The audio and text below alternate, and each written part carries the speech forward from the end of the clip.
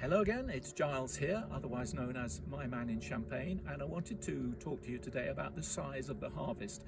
Now, you probably think that if you're growing grapes, you can go out and pick as many grapes as are growing on your vines, but it's not quite so straightforward as that. So let me try and bring some clarity to this sometimes confusing situation. And as you can see, possibly from here, it's 3 weeks or so since the harvest finished, but there are still grapes on the vines that haven't been cut. I wonder why that should be. Well, every year the size of the harvest is regulated by at least two factors. Firstly, we have Mother Nature, what Mother Nature in her bounty brings us. Now, that is affected by the weather in the preceding months, and if there's bad weather for all sorts of reasons, it can affect the number of grapes that are growing and reduce or increase the harvest.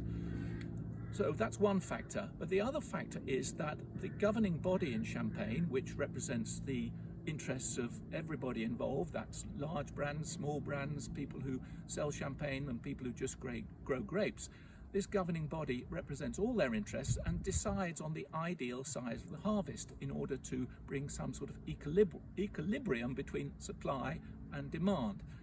Now, demand over the past couple of years for champagne has been somewhat stagnant, even declining in some areas. And so there's no point in having a large harvest because you would just build up stocks that can't be sold very quickly. So the governing body sets a rule about how many grapes you can harvest from your vines. So even if you've got grapes growing on your vines, you're not allowed to pick them all.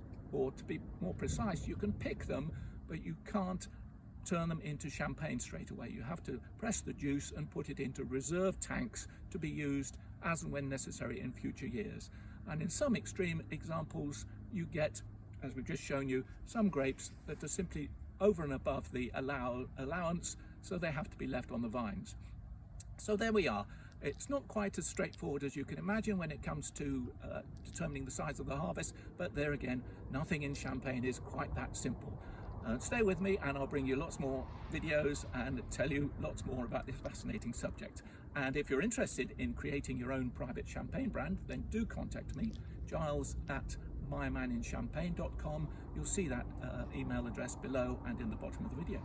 Look forward to hearing from you, and thank you very much for watching.